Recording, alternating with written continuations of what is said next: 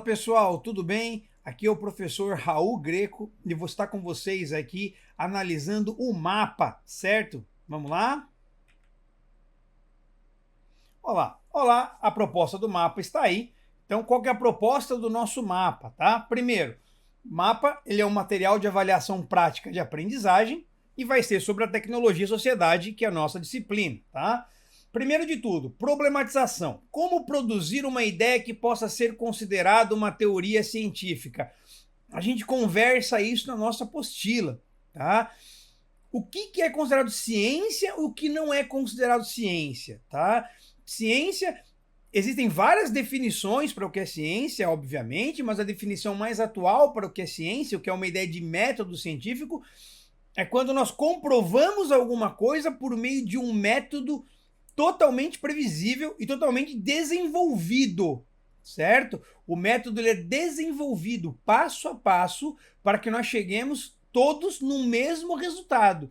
Então, se eu aplicar um procedimento, um método científico num tema determinado X, e você aplicar outro no mesmo tema determinado X em outro lugar, usando as mesmas condições e requisitos que eu desenvolvo, nós teremos o mesmo resultado. Tá? Isso é muito importante para a ideia do que é a teoria científica. Quando nós chegamos à fase de teoria científica, né, porque nós chamamos primeiro de tese, depois hipótese, depois chegamos à parte de teoria. Teoria é porque está 99% comprovado já. Então é muito seguro, tem muita segurança do que já é passado, ok? E aí, a gente vai falar sobre a significação. Então, para isso, temos o método científico, a qual é um processo de descoberta, como eu falei para vocês, na observação rigorosa, na formulação de hipótese, na experimentação e na verificação das previsões. É importante que, quando vamos desenvolver um método, temos que pensar os objetivos que nós queremos e aonde queremos chegar. Tá? Isso é importante. Então, isso é uma coisa crucial no desenvolvimento do método e da análise do método. E também entender exatamente o que nós queremos. Às vezes a gente não formula uma pergunta, tem que ter uma pergunta, né? Aquilo ali funciona? Se aquilo ali funciona, eu vou fazer um trabalho para que mostre que aquilo funciona. Como que eu vou fazer isso? Eu vou fazer uma análise rigorosa, vou observar aquilo, vou criar ideias, teses, hipóteses que possam ser comprovadas, vou fazer uma experimentação, né? Eu vou verificar se aquela pergunta que eu fiz no começo, ela se confirma no final, que é a verificação da previsão. Então, isso é importante, porque é uma ferramenta para descobrir a verdade da natureza e explicar como ela funciona. A natureza e todas as coisas desse mundo físico que nós conhecemos, certo? Então ele é usado com sucesso para produzir conhecimento confiável que serve de base para a ciência, a tecnologia e a medicina modernas. É importante que quando a gente vai falar de alguma coisa que envolva esses pontos, ela seja sempre comprovada, ela seja científica. Por isso que o cientista ele cita muito outros autores, tá? Que são autores que já fizeram um estudo prévio acerca daquilo que você está falando. Vocês vão reparar que aqui, ó, no final, vai estar assim, ó, leia os artigos indicados nas referências, o Karl Popper, o livro Conjecturas e Refutações. Aí tem o ali, ó, do Robert Merton, né? The Sociology of Science, Theoretical and Empirical Investigations. Pode ver que eu coloquei ali, são bases que eu me apoio para falar de ciência. São pessoas que já fizeram experimentos antes de mim, ou muito antes de mim, tá? O Karl Popper desse livro é da década de 70, então a primeira versão, né, essa que eu coloquei aqui é a mais nova versão, e também quando a gente fala do próprio Robert Merton, também é da década de 70, né? Então são coisas antigas essa ideia. Então vamos pensar em uma coisa, vamos experimentar esse método científico como? Pesquise sobre o método científico. Onde? Procurando artigos ou vídeos, tá? Uma dica boa que eu dou para começar a fazer pesquisas, escreva lá Google Acadêmico. Google Acadêmico é um repositório onde tem vários artigos científicos. Ele não é apenas um buscador, ele chama Google Acadêmico. Lá ele tem artigos científicos feitos para ciência, exclusivamente. Procura ali. Vai ali procurar. Vai no YouTube, por exemplo, procura um vídeo de uma palestra de um acadêmico que dê fontes confiáveis do que ele está falando, que seja de uma palestra de um seminário, que seja um curso, alguma coisa baseada, pautada em ciência, né? Então a gente tem que começar a refletir uma coisa. Existe um método científico que é uma ferramenta poderosíssima para nós conhecermos as verdades acerca do mundo em que vivemos, né?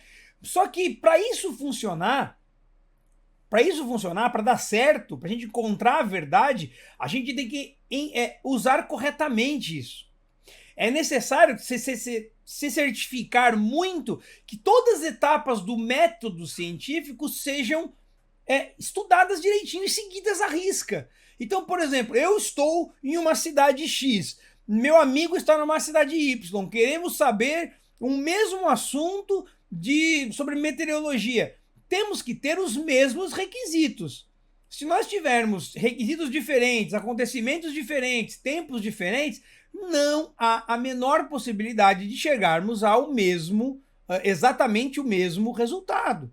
Tá? Isso não existe como chegar ao mesmo resultado. Então, é importante, ou como está escrito aqui, é vital para o sucesso desse método que seja levado à risca esse tipo de coisa, né? Então, como a gente conceitua isso? O nosso livro didático e as aulas poderão te auxiliar nessa realização da atividade. Obviamente, o livro didático ele foi desenvolvido com base em pesquisas científicas.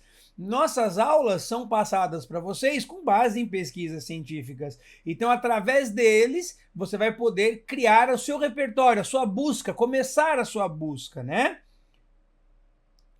E aí, temos aqui, qual que é a ação que temos que fazer?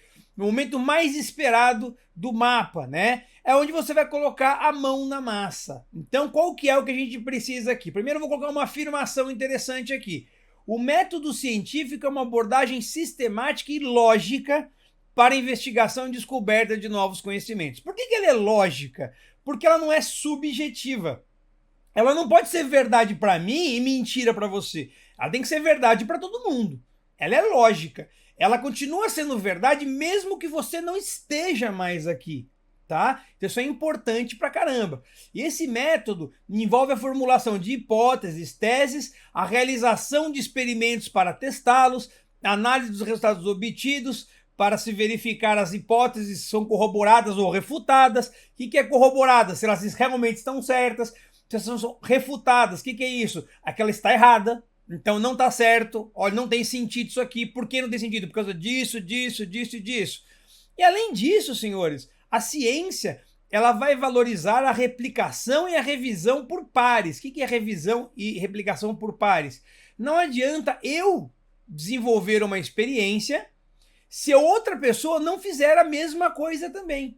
Então isso é uma coisa de desenvolvimento por pares. Quando a gente desenvolve por pares, existe uma confiabilidade maior nos resultados. A validade do resultado torna-se realmente eficaz. Temos que pensar assim, se eu posso desenvolver aqui uma pesquisa, uma análise de alguma coisa, e uma outra pessoa em outro lugar fazer a mesma análise que eu e chegar no mesmo resultado, ou seja, tendo os mesmos requisitos, nós somos pares.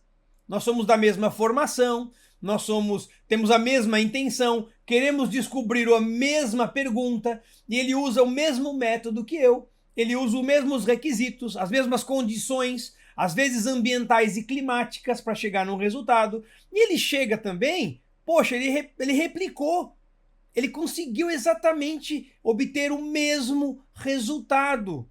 Tá? Então isso é importantíssimo, isso é ciência. Ciência é quando você replica um resultado. A primeira vez é uma hipótese.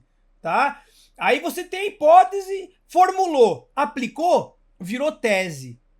Quando virou a tese, quando replicou, outra pessoa fez também, vira uma teoria, tá? Por quê? Porque mais de uma pessoa replicou e aí você consegue exatamente chegar na ideia de teoria, tá?